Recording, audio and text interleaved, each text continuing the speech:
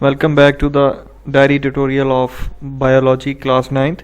Students, हम discuss कर रहे थे सेल के पार्ट्स को और लास्ट हमने कुछ सेल वॉल वगैरह को डिस्कस किया था। सेल वॉल की पिक्चर भी मैंने आपके सामने रखी थी। आज हम देख रहे हैं सेल मेम्ब्रेन को। सेल मेम्ब्रेन क्या चीज़ है, इसकी एक छोटी सी डेफिनेशन आपकी स्क्रीन पे मौजूद है। एक थिन सेमी परमेबल मेम्ब्रेन, इसे प्लाज्मा मेम्ब्रेन का नाम भी दिया जाता है।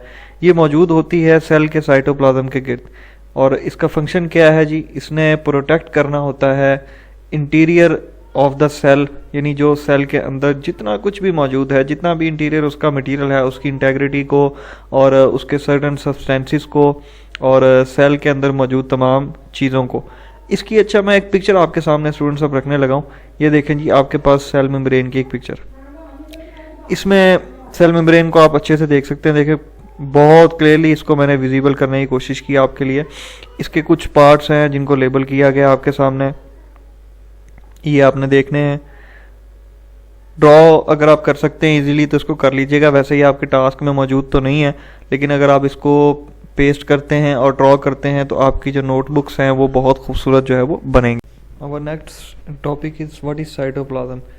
सेल बायोलॉजी को स्टूडेंट्स जब आप डिस्कस कर रहे होते हैं तो साइटोप्लाज्म क्या चीज़ है इसके बारे में आप ये जान लीजिए कि जो सेल मेम्ब्रेन के अंदर ये जो आपको हिस्सा मिलता है, ये मैंने लेबल भी किया इसको आपके लिए, साइटोप्लाज्म। ये जो जगह पे ये जो फिलिंग होती सारी, ये एक जेल लाइक सब्सटेंस होता है, यानी जिस तरह जेल मौजूद होता है, आप अमूमन जेल देखा होगा आपने, उस तरह की एक क्वांटिटी या एक चीज़ मौजूद होती है। इसको नाम दिया जाता है साइटोप्लाज्म का।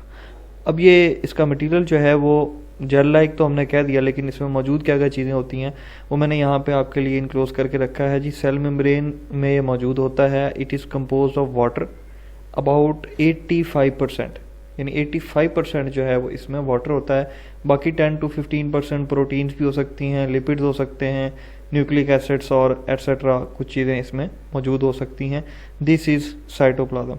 अब साइटोप्लाज्म के बाद नेक्स्ट जो हमारे पास स्टूडेंट्स टॉपिक होगा वो है जनाब हमारा साइटोस्केल्टन। साइटोस्केल्टन क्या चीज़ है? Is a complex dynamic network of interlinking protein filaments present in the cytoplasm of all cells. अब वो जो पीछे हमने साइटोप्लाज्म देखा ना, अब वो साइटोप्लाज्म जो है वो एक और चीज़ को जन्म दे रहा है, वो क्या है? साइटोस्केल्टन। अब साइटोस्केल्टन क्या है? साइटोस्केल्टन एक कॉम्प्लेक्स डायनामिक नेटवर्क है of interlinking protein filaments present in the cytoplasm of a cells. Cytoplasm के अंदर जो प्रोटीन के फिलामेंट्स होते हैं ना, उनका जो आपस में एक कनेक्शन है उसको साइटोस्केल्टन कहा जाता है। ये आपके सामने एक पिक्चर जो है वो मैंने रखी है जनाब। ये जो ऊपर आप देख रहे हैं ये है इंटरमीडिएट फिलामेंट्स। नीचे वाली पिक्चर को हम देखते हैं तो माइक्रो फिलामेंट्स और माइक्रो ट्यूबुल्स हमें नज़र आ रहे हैं यहाँ पे। क्लियर है स्टूडेंट्स? काम इसका क्या होता है? It extends from the cell nucleus to the cell membrane and is composed of the similar protein in the various organisms. इसका मकसद सिर्फ एक ही है कि इसने जेल करके रखना होता है साइटोप्लाज्म के तमाम मटेरियल को उस एक सेल के अंदर। नेक्स्ट हमारे पास जो सबसे इम्पोर्टेंट टॉपिक होता है किसी भी सेल में वो होता है न्यूक्लियस। न्यूक्लियस क्या चीज़ है? ये एक पिक्चर है, इसको बड़ी आसानी से समझा जा सकता है कि if we got a cell like this, तो इसका जो सेंट्रल पार्ट होगा, जो इसका सेंसर आप इसको कह सकते हैं, जिसमें मोबाइल के सेंसर होते हैं, इस तरह से इसका एक सेंसर होता है, इसको न्यूक्लियस बोलते हैं। इसकी एक ग्रेटर पिक्चर यहाँ पे देखें। अच्छा, अब ये जो न्यूक्लियस है हमारे पास, इसके सेंटर में भी एक अमाउंट मौजूद है, ये इसका सेंसर है। इसी तरह अगर मैं इसको ब्रॉडर सेंस में लेके जाऊंगा तो इसका भी एक न्यूक्लियस जो है वो मुझे नज़र आएगा। तो न्यूक्लियस क्या है? एक लार्जेस्ट स्ट्रक्चर होता है और ये सेल्स के अंदर मौजूद है। सेल्स की फॉर्मेशन जो है, सेल के पार्टिसिपेंट्स और पार्टिकल जितने भी सारे वर्किंग कर रहे होते हैं वो तमाम के तमाम बेस कर रहे होते हैं इसके न्यूक्लियस के ऊपर। इसकी डेफिनेशन मैंने आपके सामने रखी है, इसको भी आपने नीट करना है और साथ ये डायग्राम्स भी आपने बनानी है। नेक्स्ट हम टॉपिक देखेंगे राइबोसोम्स का। That what is the ribosomes. Ribosomes are macromolecular machines. ये मैक्रोमोलिकुलर मशीन्स हैं found within all living cells, यानी इसमें कोई एक्सेप्शन नहीं है कि जी प्लांट सेल या एनिमल सेल्स, ये तमाम लिविंग सेल्स में मौजूद होता है। That perform the biological protein synthesis.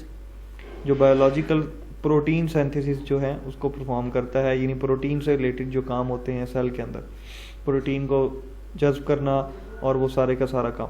Ribosomes के लिंक होते हैं जी amino acid together in the order specified by the codons of messenger RNA molecules to form the polypeptides chains, यानी एक चेन्स बनी होती हैं इसके अंदर ख़ास किस्म के जो हमारे पास अमीनो एसिड्स होते हैं या अमीनो एसिड्स भी इसको पढ़ा जाता है उसके, जिससे ये मिलकर बनता है। इसका स्ट्रक्चर मैं मज़ीद थोड़ा सा यहाँ आपके सामने रखा हुआ मैंने कि राइबोसोम्स का स्ट्रक्चर किस किस्म का होता है जी। कम्प्लेक्स प्रोटीन होता है और RNA भी मौजूद होता है इसमें, जिसे हम नाम देते हैं, and which adds up to the numerous millions daltons in size and assumes an important part in the course of the decoding the genetic passage reverse or reserved in the genome into the proteins। ये जो जीनियाती problems होती हैं जिसे आपने सुना होगा, विरासती बीमारियां या विरासती खसूसियात, सारी की सारी ये बुनियादी तौर पर सेल्स जो हैं वो इसकी बाइस बनते हैं। अब सेल्स के अंदर जो एक ख़ास किस्म की चीज़ होती है उसे कहा जाता है राइबोसोम्स। राइबोसोम्स ही वो हिस्सा है किसी भी सेल का जो बुनियादी तौर पर अमीनो एसिड से मिलकर बना होता है, और वो क्या करता है जी, वो जीनोम्स और जेनेटिक जितने भी प्रॉब्लम्स और जितनी भी कैरेक्टरिस्टिक्स हैं वो परफॉर्म कर रहा होता है। इसकी एक मैंने आपके सामने पिक्चर रखी है, ये देखें, ये है राइबोसोम, छोटे छोटे, क्लियर है। मुख्तलिफ शेप्स हो सकती हैं इनकी, लेकिन ये एक कॉमन पिक्चर जो है वो यहाँ पर रखी। ये हमें साइटोप्लाज्म में ही मिलते हैं, ये देख रहे हैं आप, ये साइटोप्लाज्म है हमारा, और यहाँ पे हमें ये छोटे छोटे जो पार्टिकल्स नज़र आ रहे हैं अमीनो एसिड और RNA से मिलकर जो बने हुए, वो राइबोसोम्स हैं। तो स्टूडेंट्स, ये था हमारा सेकंड वीक का बायोलॉजी का डायरी ट्यूटोरियल, और उम्मीद है आपको अच्छे से समझ में आई होगी। काफ़ी हद तक इसमें मैंने कोशिश की कि आपको पिक्चर्स के थ्रू और उनके लेबल्स के थ्रू बाकी तमाम काम जो है वो आपको समझाया जाए। आपने इनकी डेफिनेशंस और जो लॉन्ग क्वेश्चंस हैं उनको अच्छे से आपने मेमोराइज़ करना है, अपनी नोटबुक्स के ऊपर लिखना है। जो डायग्राम्स आपको बताई गई ड्रॉ करने के लिए, वो पिक्चर्स भी आपने ड्रॉ करनी है। शुक्रिया।